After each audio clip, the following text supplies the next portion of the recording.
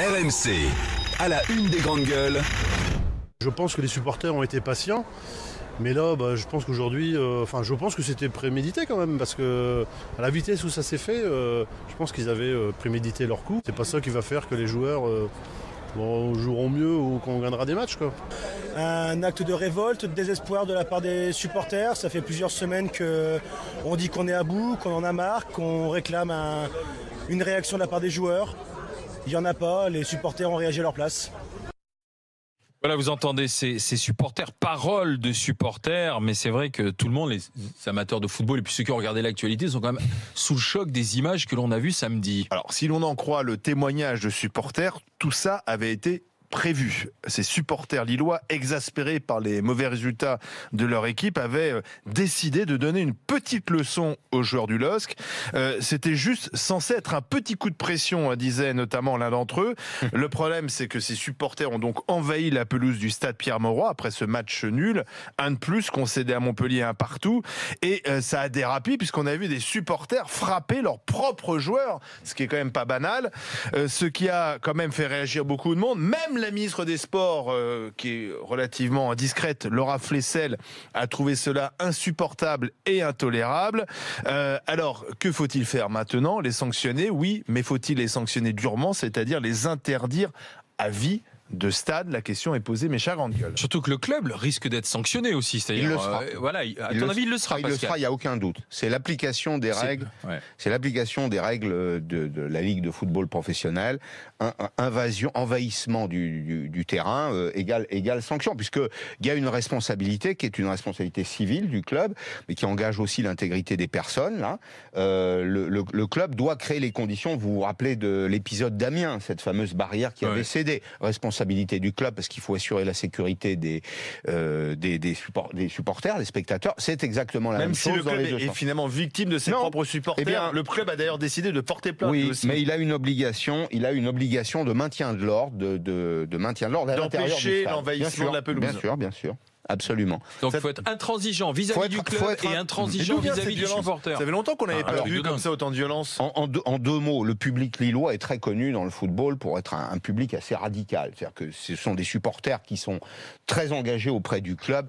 Je me rappelle de mes expériences de football avec Sedan. À chaque fois qu'on allait jouer à Grimont-Pré-Joris, qui était l'ancien stade, on savait que ça pouvait être un moment difficile et donc il y avait des mesures particulières. Donc il y a des radicaux parmi les supporters lillois. Il y a des radicaux, mais qui sont en même temps de vrais supporters, qui sont très attachés aux couleurs. Alors ils aiment le club, ils veulent le défendre. Bien. Frapper ses propres joueurs. Non, mais ça c'est inacceptable, inadmissible. Maintenant, l'Angleterre a été confrontée à une vague de hooliganisme qui ressemblait un peu à celle-ci. Alors c'était à l'extérieur du stade, la plupart du temps. On allait au stade non pas pour voir un match de football, mais pour se battre. L'Angleterre a pris des mesures radicales, des milliers d'interdictions de stade pour une période d'1 an, pour une période de 5 ans ou à vie, avec contrôle au commissariat de police, contrôle de la présence personnelle au commissariat de police au moment de l'engagement du coup d'envoi, donc de l'horaire du match qui était joué à domicile, et ça a donné les résultats que vous savez. Il n'y a pas de barrière dans les stades anglais, il n'y a pas d'obstacle entre les premiers supporters et le terrain, et il n'y a jamais d'envahissement des pelouses anglaises, ce qui démontre bien que quand on est ferme, ça a des résultats. Joël, effaré par ce que tu as vu. Effaré, mais pas non plus étonné. Enfin, je pense qu'on était habitués à, peut-être pas à ce genre de scène quand même, mais à la violence des supporters, elle est de plus en plus présente, en tout cas dans le football français. Après, savoir s'il faut les interdire à vie, pour moi, c'est oui. Pourquoi ? Parce que déjà, ça avait l'air d'être prémédité. Et de deux, j'entends des supporters qui revendiquent leur acte et qui disent qu'ils vont peut-être le refaire si ça continue comme ça, s'ils descendent en D2. Donc, il y a un moment, enfin, on va pas donner 1 an à ce genre de personnes. Pour moi, c'est des gens qu'il faut carrément éradiquer du football. Il faut les repérer, il faudra savoir... Il faut savoir qui c'est, mais je pense qu'il y a une enquête qui est en cours. Et comme disait Pascal, il faut être ferme derrière. Maintenant, je trouve que le football en lui-même, c'est un sport très populaire, mais je trouve qu'on donne trop de place aux supporters. Je trouve que le supporter a vraiment beaucoup de place dans les clubs. Prends l'exemple de Marseille qui longtemps donnait la vente de leurs billets aux clubs de supporters qui les revendaient à leurs propres adhérents. là, on met le supporter au cœur de la machine du Ah oui, club. mais c'est lui qui fait vivre aussi, qui met l'ambiance dans les stades. Oui, Qui d'accord. crée la ferveur. Oui, qui crée la ferveur, mais j'ai envie de te dire, quand tu vois Monaco, il n'y a pas beaucoup de supporters, ça ne les empêche pas de faire de très bons résultats. Non, mais c'est vrai, ils ont des années avec de très bons résultats. Mais c'est plutôt des Playmobil que des supporters. Oui, voilà, mais Des je veux dire. Playmobil. Ça va faire plaisir à nos amis monégasques. Non, mais ils sont pas. Non, mais je dis pas qu'il faut avoir 0 supporters, mais je dis que c'est pas. Il faut Toi, tu pas veux des en stades faire. vides, en fait. Mais non, mais il faut pas en faire quelque chose d'aussi important. Je trouve qu'ils ont trop de place. Et ça met la Juste pression. un mot, Oui. tu sais, Joël, le football est un spectacle dans lequel les joueurs et le public coproduisent l'ambiance. Oui, mais Il y a une coproduction de l'ambiance, et l'ambiance participe à l'efficacité de l'équipe sur le terrain sportif et surtout à l'efficacité du spectacle, en n'oubliant pas que le football, c'est Sauf d'abord qu'elle un vient de spectacle. dire- mais Sauf qu'elle vient de le dire club que ferme du coup. Monaco peut être champion de France sans avoir énormément de gens dans sa... Oui, et ils sont allés aussi très loin en Ligue des Champions sans avoir non plus des tonnes de supporters qui allumaient des fumigènes ou des trucs dans les stades. Et je trouve que les clubs ferment beaucoup trop les yeux. En tout cas, ils sont trop laxistes avec leurs supporters. Je trouve qu'il n'y a pas assez de fermeté de ce côté-là. Donc, c'est normal qu'il arrive ça. Qu'ils remettent les grilles.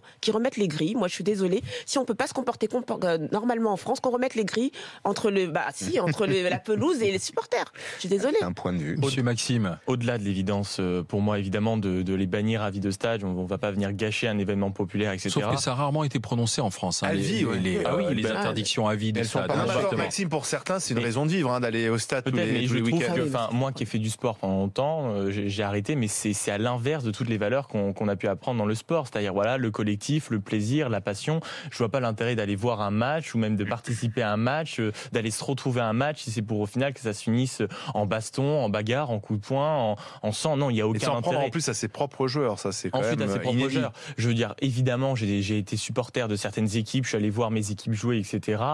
J'ai toujours été à fond dans les tribunes, voilà, Même je quand, portais des même écharpes. quand ton équipe perdait, Mais t'avais pas même envie quand de te mon équipe retourner perdait, contre mais elle. à aucun moment, c'est comme ça, elle perd.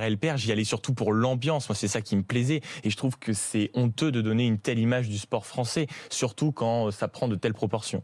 Oui, mais moi, le club va être sanctionné, mais je suis quand même assez épaté de voir la facilité avec laquelle les supporters sont quand même rentrés sur le terrain. Alors, on voit les stadiers, tu sais, ce sont ceux qui ont les gilets fluo, qui sont chargés de tourner le dos à la pelouse et de regarder les supporters. Voilà, je suis quand même... Alors, c'est sûr que quand tu en as d'un coup, peut-être 100 ou 150 qui se lèvent, tu es rapidement débordé. C'est le produit. Enfin, c'est Ouais, quand ça même fait assez... très peur, hein, ça arrive vite. Ça s'est fait avec une sacrée facilité, Oui, quand même, mais- cet envahissement de la pelouse. Quoi. C'était- Donc, soit il y a une complicité de la part de certains stadiers, soit il y a la peur, ce que je peux comprendre. Mais c'est bizarre que ça soit fait aussi rapidement et aussi facilement, Pascal. Bah oui, mais le rapport de force numérique était très favorable aux supporters. Ouais. Ça a été rapide, hein. On l'a vu sur les images. C'est quelques dizaines et puis probablement quelques centaines. Alors c'est peut-être 200 ou 300 personnes. C'est pas 1000 personnes qui envahissent le terrain. Quelques stadiers qui se comptent sur la partie latérale sur les doigts d'une main. C'est vrai, non mais c'est vrai, c'est vrai. Donc comment opposer une résistance à un flux aussi rapide et aussi nombreux? Vous allez réagir avec nous au 32-16, un bannissement à vie ou interdiction plutôt à vie de stade pour ces pseudo-supporters. Hein, avec contrôle de l'identité. Dit Pascal. François Stock est avec nous, bonjour. Bonjour. Président de l'association des supporters lillois, les Dogs du Net, monsieur François Stock. C'est inadmissible ce qui s'est passé. Interdiction à vie, ce sera mérité? Bah écoutez, il faut d'abord, je pense, relativiser les choses. Il y a eu un mouvement d'humeur de certains supporters. C'est évident qu'ils ont envahi le terrain. C'est comme ça se fait d'ailleurs, ça s'est déjà fait dans d'autres stades. Donc cet envahissement de terrain, il est regrettable. Après, on parle d'agression de joueurs. Donc s'il y a eu des tentatives d'agression, elles sont condamnables individuellement par rapport à, au comportement individuel des personnes qui auraient agressé les gens. Ceci dit, à ce jour, on a eu beaucoup de démentis sur Twitter. Gérard Lopez a annoncé qu'aucun joueur n'avait été touché. Donc il faut aussi relativiser les incidents et pas forcément les monter en flèche. Gérard Lopez, c'est le président de Lille. Donc pour vous, il n'y a pas eu de coup contre les joueurs, contrairement à ce qui a été raconté? Il y a eu peut-être des tentatives de coups, il y a eu des bousculades peut-être, mais il n'y a pas eu d'agression. En tout cas, aujourd'hui, elles ne sont pas avérées. Joël. Excusez-moi, vraiment, moi je suis étonnée du vocabulaire que vous employez. Un mouvement d'humeur. Enfin, un mouvement d'humeur, c'est pas l'envahissement d'un stade, c'est pas des tentatives de coups. Et quand vous dites tentatives de coups, ça veut dire que ça a été un échec, mais ça a été un échec peut-être parce qu'ils ont été arrêtés. C'est pas parce que ça a été un échec parce qu'ils n'ont pas voulu le faire. Vous comprenez ? Ils sont venus pour mettre des coups à leurs propres joueurs. Donc moi, je pense que vous minimisez les faits en parlant de mouvement d'humeur. Je cherche pas à minimiser les faits, pas du tout, loin de là. Je veux dire, s'il y a eu des comportements répréhensibles, ils seront réprimandés par la loi. Je crois que le LOSC a porté plainte. Oui. Là-dessus, il y a aucun souci. Simplement, il faut remettre dans le contexte. Aujourd'hui, c'est la première fois qu'il y a un incident comme ça à Lille. Donc il faut nuancer. Les supporters lillois ne sont pas des voyous. Ils ont plutôt une bonne réputation. Alors pourquoi agir ainsi ? Expliquez-nous. En fait, ce qui se passe depuis le début de saison, on vit une saison cauchemardesque au LOSC. Tant sur le plan sportif, alors qu'on nous avait annoncé le top 5, on se retrouve en train de se bagarrer pour se maintenir en première division, tant sur le plan sportif que sur le plan financier et juridique. On parle de dépôt de bilan, on parle de Bielsa, on parle En fait, depuis le début de l'année, tous les supporters, ressentent un peu cette situation. Monsieur Stock, bonjour, c'est Pascal Perry. Moi, je m'intéresse beaucoup au sport parce que j'ai fait des études sur l'économie du sport. Je sais l'importance des supporters. Mais au-delà, il faut mettre ses espoirs, ou son désespoir, ailleurs que dans le football. Monsieur Stock, ça ne justifie pas. Non, mais attendez, je termine. Si vous voulez vraiment protester, ne venez plus au stade. Montrez votre mécontentement en boycottant les rencontres au stade Pierre-Mauroy à Lille, et vous verrez que ça aura un impact au moins aussi efficace, si ce n'est plus efficace, que d'envahir le terrain. Alors, j'entends votre remarque. Je la nuance d'abord parce que l'absence de certains supporters au stade, on le voit avec le taux de fréquentation qui est de plus en plus faible, même si pour l'instant on bénéficie encore d'un nombre d'abonnés qui est important et qui masque un peu cette désillusion. Donc cette absence au stade, elle est réelle. Après, il y a les supporters entre guillemets actifs qui sont présents quoi qu'il arrive, qui ont manifesté. Alors, on est dans un cadre en plus qui est un peu surprenant parce que vous n'avez peut-être pas l'information, mais tous les supporters, toutes les sections de supporters ont été rencontrés par Jorère Lopez la semaine dernière, lundi dernier. On a pu exposer, on a pu débattre sur tous les problèmes qu'ont rencontré le club depuis le début de saison. Vraiment à bâton rompu, en posant les vraies questions, en ayant des réponses qu'on considérera comme réelles. À la sortie de ces échanges, tous les groupes de supporters, y compris ceux qui sont concernés par l'incident de samedi, avaient décidé de mettre en place une espèce d'union sacrée autour du club pour soutenir le club quoi qu'il arrive pendant les 10 prochaines journées. Et vous savez comme moi que le football est une activité dont le résultat est fondé sur l'incertitude. Ça n'est pas une science exacte. Merci Monsieur Stock d'avoir participé à cette discussion. Dans un instant, suite de la discussion justement avec Joël, avec Maxime, avec Pascal. Interdiction à vie pour les pseudo-supporters lillois. 3216 rmc.fr. J'ai une petite réaction, c'est Roger qui nous dit « Salut les GG, ne passez pas sous silence aussi les incidents qu'il y a eu entre Saint-Étienne et Rennes. C'était samedi soir aussi, c'était juste des bastons, mais enfin quand même. Et alors, je m'attendais à voir l'argument, et le voilà, c'est Stan qui nous écrit « Quand vous voyez les sommes ahurissantes que gagnent certains joueurs, ça ne peut que créer de la frustration. Dans certains clubs, les types marchent sur le terrain. Vous vous étonnez qu'ensuite on veuille leur marcher dessus. » M'écrit Stan sur internet rmc.fr. C'est pas tout à fait faux, nous dit Pascal. Le décalage aujourd'hui entre et la frustration des supporters. À tout de suite dans les GG.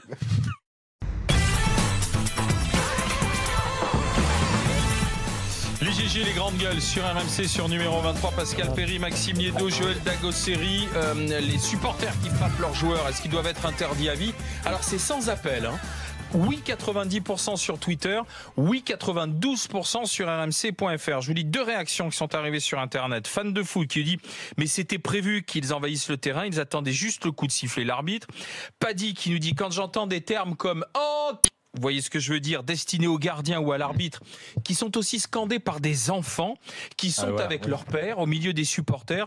Ne parlons pas des doigts et des bras d'honneur. Qu'est-ce que vous attendez d'autre? C'est pitoyable, nous dit Paddy sur rmc.fr. Il chantait, ce qui était chanté là, c'est le rédacteur en chef de SFR Sport, Nathan Franqui, qui probablement a suivi, m'envoie ce message en disant « Si on descend, on vous descend ». C'est le chant que chante chantait... Si on descend, on vous descend, c'est une menace de mort. Alors, quoi. C'est un appel au meurtre. C'est un appel à la violence et effectivement, ça ne me paraît pas acceptable. Et puis je reçois là aussi parfois des messages me disant mais il y a eu envahissement de la pelouse à West Ham. Oui, mais en Angleterre, mais c'est arrivé une fois en 20 ans. Enfin, soyons sérieux. Je vais moi dans les stades anglais, première, deuxième, troisième division, les gens sont civilisés. Les mesures de gentrification ont donné des résultats incontestables. Je voudrais revenir sur ce que disait tout à l'heure Stan sur le rapport l'écart de entre salaire le rapport qui dégage de entre la frustration. ce que touchent ces joueurs et ce que vivent ces supporters. On est donc dans le nord de la France, c'est une des régions les plus touchées par le chômage, par la précarité, et nous avons des joueurs de foot qui sont de plus en plus payés,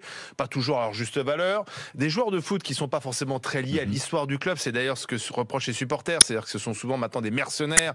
Il y a plus cet historique, cet attachement au club. Est-ce que ça vous y voyez, alors pas une excuse, mais une explication de la frustration, de la colère exprimée par les supporters? Oui, moi, en tout cas sur le thème de l'argent, quand tout à l'heure Pascal disait que c'était pas une science exacte, le foot, moi je pense qu'avec l'argent, ça devient, en tout cas dans la tête du supporter, une science exacte, c'est-à-dire en fonction du montant de millions ou de milliers d'euros qu'on va te verser, on attend de toi un niveau de performance. Et là, c'est là que ça crée de la frustration. Donc je pense que au contraire, l'argent. Mais ça reste du sport. Surtout du football. Mais c'est du foot, c'est pas du rugby. Au rugby, tu peux faire jouer une équipe de première division contre une équipe de troisième division 100 fois. 100 fois, celle de première division va gagner. Au football, on est dans une science totalement inexacte, c'est-à-dire que pour des raisons que je suis pas capable d'expliquer, la Coupe de France, vous avez deux clubs qui jouent en troisième division, non professionnels, des joueurs qui sont payés 3 000 € par mois, dont un va se retrouver en finale, probablement contre Paris ou peut-être Caen, les Herbiers au Stade de France, ou Chambly. Bon, voilà. Est-ce que ça, c'est pas la démonstration que le football n'est pas une science? C'est pas ça, c'est l'engagement. C'est-à-dire que ces supporters estiment que au prix où ils sont payés, ils sont pas suffisamment, ils mouillent pas suffisamment le maillot, quoi, en fait, tout simplement. Mais il n'y a pas que ça. C'est-à-dire que dans ce que disait un de nos auditeurs, à savoir qu'il y avait des envies avec les parents, il faut voir aussi ce qu'on enseigne dans les clubs. Il faut voir il y a une vraie tradition, voire une éducation de l'insulte dans les clubs. Quand on voit le comportement parfois de certains coachs sur le banc, insultant l'arbitre, lui disant en permanence de lui reprocher de pas avoir signalé signalé ça, juste parce qu'il perd. Le dimanche d'ailleurs, les envahissements de terrain, les arbitres qui se font frapper le dimanche. D'ailleurs, la Ligue des arbitres a demandé à ce qu'aujourd'hui, ça soit quasiment une grande cause nationale dans le sport, le football amateur. Ça devient le terme de la violence. C'est que la reproduction du foot professionnel. Mais de toute façon, c'est l'esprit d'équipe. Enfin, mine de rien, c'est l'esprit un peu qui règne dans les clubs partout en France, notamment dans les petits clubs. Il faut voir malheureusement les jeunes qui s'identifient beaucoup à des gens comme des joueurs qui gagnent plein de pognon et qui ne font rien sur le terrain. Jérémy est avec nous. Bonjour Jérémy. Bonjour les gars. Salut Jérémy, vous nous appelez de Marseille. Vous êtes supporter de l'OM, Jérémy? Supporter de l'OM, j'ai 20 ans de tribune, je suis abonné depuis de longue date. D'accord. Moi, excusez-moi de vous dire ça, moi je comprends les Lillois. Pourquoi? Voilà. Moi, je comprends les Lillois parce que, comme on dit, et c'est un supporter emblématique qui le disait de chez nous, les supporters restent, les joueurs se cassent. Ça veut dire que l'année prochaine, quand Lille, j'espère pas pour Lille, mais si Lille demain après-demain devait descendre en deuxième division, les supporters resteront, eux, à défaut des joueurs. Donc, et en plus de ça, je reviens un peu à ce que disaient les intervenants. Vous êtes en train de tout mélanger. Vous êtes en train de mélanger un OIS quand le gardien dégage le ballon, je dirais pas le mot, et vous mettez sur la même ligne si on descend, on vous descend. Ça n'a aucun rapport. Ça n'a aucun rapport. C'est deux choses totalement différentes. Le OIS ou le chambrage ou les méthodes pour, on va dire, déstabiliser l'équipe adverse, ça a tout le temps eu lieu dans le foot. C'est plutôt bon enfant. Je le dis, mon fils le dit. C'est pas pour autant qu'on est des fous furieux. C'est pas pour autant qu'on est des méchants garçons. Voilà. Vous mettez en rapport plusieurs faits. On est d'accord avec ça, mais vous-même, vous dites, je comprends les supporters lillois qui envahissent la pelouse, non pas pour faire des bisous à leurs joueurs, mais pour les frapper quand même. Ça veut dire que je les comprends, je comprends ce qu'ils ont fait. Ça ne veut pas dire je les... Vous auriez pu le faire? sur un moment d'énervement. Alors attendez, il faut savoir qu'on leur a quand même promis, avec le projet Lopez, on devait déjà se le taper nous, Lopez. Hein. Au final, c'est l'Américain qui est venu. Petite parenthèse sympathique. Voilà, McCourt.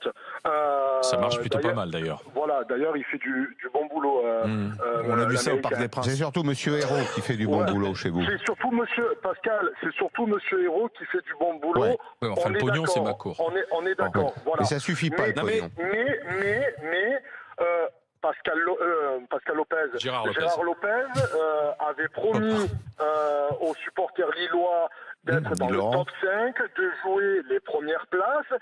Il ne faut pas promettre. Au final, la déception est encore plus grande. Jérémy, on sait, vous et moi, pour être amoureux du football, que par définition, on ne peut rien prévoir au football, que l'argent est éventuellement une condition. Attends, je termine, juste Jérémy. L'argent est éventuellement une condition nécessaire, mais pas suffisante pour réussir. Et donc, je veux dire, il y a une certaine forme de naïveté aussi des supporters lillois à avoir écouté les promesses de Monsieur Lopez. D'où vient Monsieur Lopez? Quelle est sa légitimité à dire que le club sera dans les 5 premiers éligibles à jouer une coupe européenne? Jérémy, merci d'avoir participé à notre discussion. Je vous envoie un t-shirt DGG. À bientôt. Laurent m'écrit: un supporter qui frappe un joueur de son club, ce n'est plus un supporter, c'est un voyou. M'écrit Laurent. Ils doivent être punis comme des délinquants par la justice et interdits de stade à vie. Romain, bonjour. Oui, bonjour. Salut Romain. Vous nous appelez du nord, du côté de peut-être de Lille. Vous étiez au stade samedi soir? Oui, tout à fait. J'étais présent pendant tout le match, comme sur la plupart des matchs à domicile en tant qu'abonné. Je fais pas du tout partie d'un groupe de supporters, mais je suis régulièrement au stade et je tiens avec un ami un site d'actualité sur le LOSC qui est Planète Lille. Et donc du coup, on a aussi ce retour de supporters. Donc vous n'êtes pas descendu sur la pelouse et vous condamnez ce qu'ont fait vos petits camarades ou pas?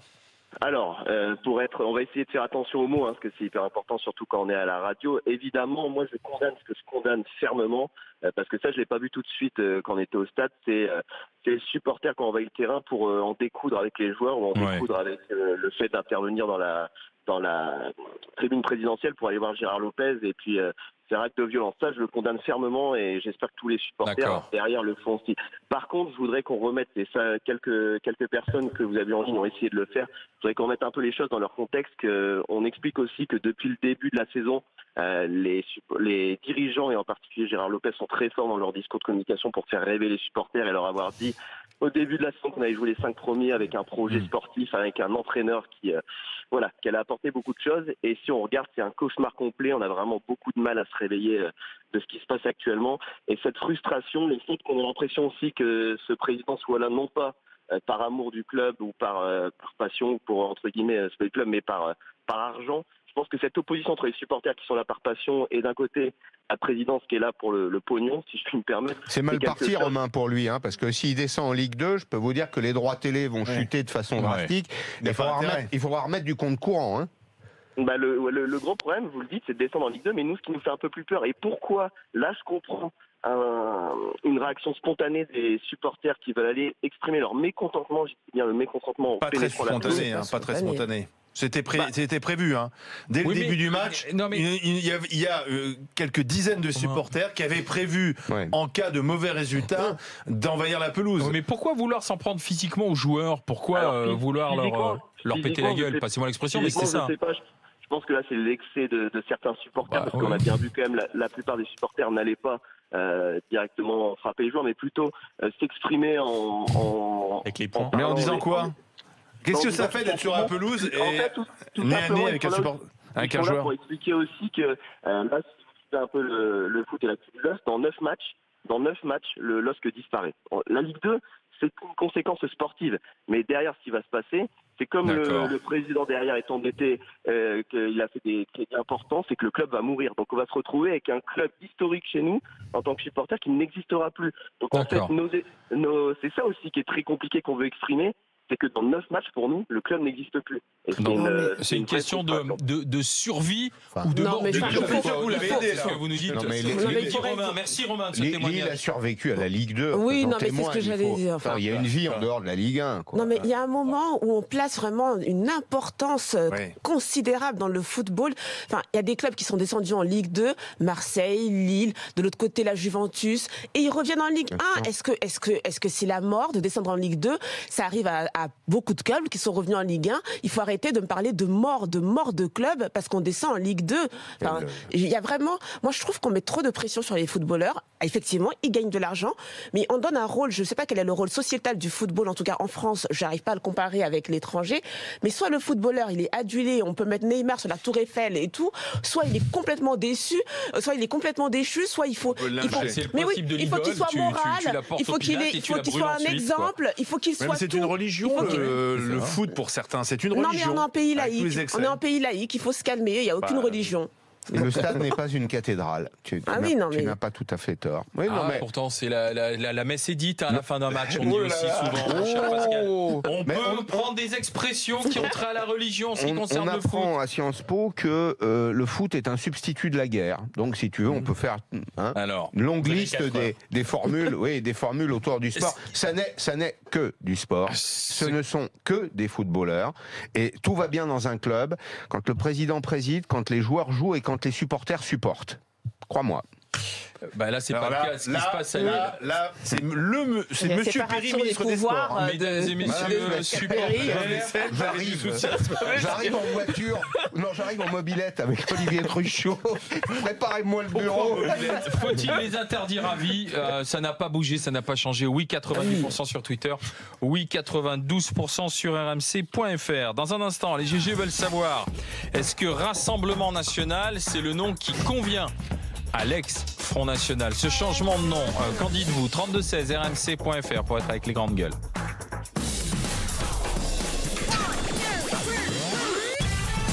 Alors, je vous lis encore quelques réactions à propos de Lille qui sont arrivées sur Internet, sur rmc.fr. Olivier nous dit: on assiste à la dérive du football moderne, des joueurs pour la plupart étrangers qui viennent pour de l'argent, ils partent la saison suivante. Quand on avait des petits gars du cru aussi qui avaient l'amour du maillot, cela ne se produisait pas. Il y avait peut-être une réflexion à mener sur le recrutement et les salaires. Mais là, attention quand même, parce que ce week-end, on a eu des problèmes à Glasgow, à West Ham en Angleterre, à Hambourg. Avant qu'il n'y ait un drame. Il y a la Coupe du Monde en Russie au mois de juin et au mois de juillet, et il y a beaucoup d'inquiétudes par rapport aux supporters russes. J'ai JJ qui nous dit: les supporters se croient propriétaires des clubs, comme si un spectateur au théâtre, mécontent de la prestation des acteurs, montait sur scène et emplâtrait ces derniers. Des stades à laquelle les pouvoirs publics dorment, regrette JJ.